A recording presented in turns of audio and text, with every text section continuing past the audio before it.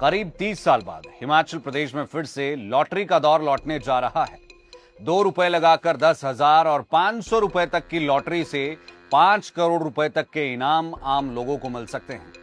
राज्यपाल की मंजूरी के बाद सरकार ने हिमाचल प्रदेश राज्य लॉटरी विनियम नियम 2026 अधिसूचित कर दिए हैं। यानी अब प्रदेश में सरकारी निगरानी में कागजी और ऑनलाइन दोनों तरह की लॉटरी शुरू हो सकेगी। 1996 में हाईकोर्ट के आदेश और 1999 में तत्कालीन धूमल सरकार के प्रतिबंध के बाद ये लॉटरी बंद हुई थी, जिसे स्वर्गीय वीरभद्र सिंह ने 2004 में शुरू किया था तथा बाद में तत्कालीन मुख्यमंत्री वीरभद्र सिंह ने इसे अभिशाप करार दिया था और इसे बंद कर दिया गया था। अब एक बार फिर लॉटरी को सुक्खू सरकार नए नियमों और कड़ी निगरानी के साथ वापस ला रही है। सरकार को इससे हर साल करीबन 50 से 100 करोड़ रुपए अतिरिक्त राजस्व मिलने की उम्मीद है। क्या ये सही है और गलत है, इस पर हम अंत में बात करेंगे, लेकिन उससे पहले यह जान लेते हैं कि आखिर नई लॉटरी व्यवस्था में क्या क्या बदला है, टिकट कैसे मिलेंगे, ड्रॉ कौन निकालेगा, करोड़ों के इनाम कैसे मिलेंगे और पारदर्शिता सुनिश्चित करने के लिए सरकार ने क्या इंतजाम किए हैं। आइए विस्तार से समझते हैं। नए नियमों के मुताबिक लॉटरी का पूरा संचालन राज्य सरकार के नियंत्रण में रहेगा।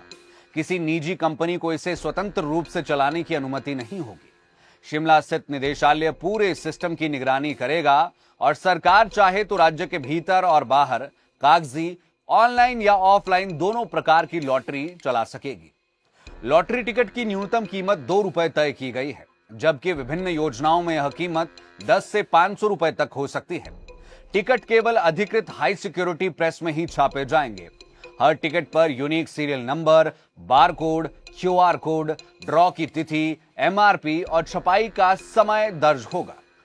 ड्रॉ प्रक्रिया को लेकर भी सख्त नियम बनाए गए हैं। एक दिन में अधिकतम 24 ड्रॉ ही हो सकेंगे। रात 9 बजे के बाद कोई ड्रॉ नहीं होगा।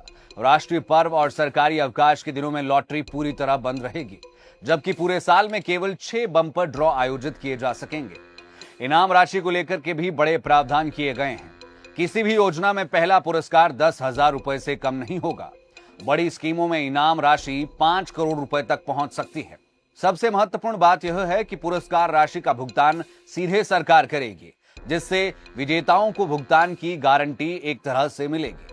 ऑनलाइन लॉटरी के लिए डबल सर्वर सिस्टम लागू किया जाएगा। मुख्य सर्वर राज्य के भीतर स्थापित होगा, जबकि उसका मिरर सर्वर शिमला में रहेगा। इससे हर टिकट बिक्री, हर लेन देन और हर पुरस्कार पर अधिकारियों की लाइव नजर रहेगी। ड्रॉ निकालने की जिम्मेदारी प्रथम और द्वितीय श्रेणी के राजपत्रित अधिकारियों को दी गई है।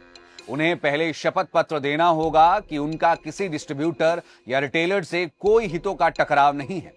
नियम छिपाने या उल्लंघन करने पर बर्खास्तगी और आधिकारिक कार्रवाई तक का प्रावधान किया गया है। अगर किसी निर्णायक या उनके किसी सगे संबंधी का लॉटरी के किसी भी डिस्ट्रीब्यूटर, सब डिस्ट्रीब्यूटर या रिटेलर के साथ व्यवसायिक या वित्तीय कनेक्शन निकलता है, तो वे ड्रॉ प्रक्रिया से दूर रहेंगे। सभी को ड्यूटी से पहले नो कॉन्फ्लिक्ट का हल्फनामा देना होगा। वहीं लापरवाही बरतने वाली कंपनी और डिस्ट्रीब्यूटर्स पर भी सख्त कार्रवाई होगी। टेंडर मिलने के 60 दिनों के भीतर पहला ड्रॉ करवाना अनिवार्य होगा। ऐसा न करने पर सुरक्षा राशि जब्त कर ली जाएगी। को पूरी तरह पारदर्शी, जवाबदेह और तकनीक आधारित बनाया जाएगा। एक तरफ सरकार को इससे सालाना 50 से 100 करोड़ रुपए तक की अतिरिक्त आय की उम्मीद है, तो दूसरी ओर विपक्ष का कहना है कि यह परिवार बर्बाद करने वाली लॉटरी है। हिमाचल में पहले भी बहुत से परिवार बर्बाद हुए और अगर फिर से लॉटरी खुलती है तो फिर से ऐसा ही होगा। जबकि सरकार का तर्क है कि युवाओं को रोजगार भी मिलेगा और अपनी किस्मत आजमाने का मौका भी।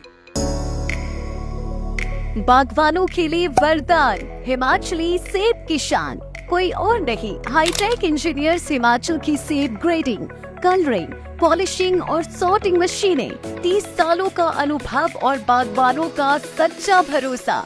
केवल बनी बनाई मशीनें ही नहीं, आपकी जरूरत के अनुसार बनती है मशीनें और होता है कमाल, विद 0 मेंटेनेंस कॉस्ट। अधिक जानकारी के लिए दिए गए नंबरों पर संपर्क करें। पंछी सा उड़ने लगे हैं, सूरज को छूने लगे हैं, यारों से मिलने लगे हैं, एक फाइज बन के आंखों में सपने जगाओ, नॉलेज की गोते लगाओ, मंजिल के